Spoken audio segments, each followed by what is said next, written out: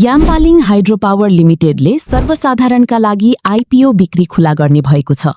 यस कम्पनीले नेपाल धितोपत्र बोर्डबाट कुल 28 लाख किता आईपीओ निष्कासन गर्ने अनुमति पाएको थियो।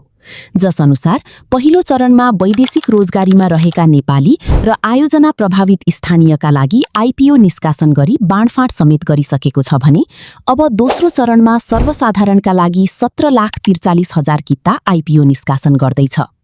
सन् 2007 मा स्थापना भई 2021 मा पब्लिक कम्पनीमा रूपान्तरण भएको याम्बालिङ हाइड्रोपावर लिमिटेडले सिन्धुपाल्चोक जिल्लामा 7.27 मेगावाट क्षमताको याम्बालिङ खोला जलविद्युत आयोजना सञ्चालन गर्दै आएको छ।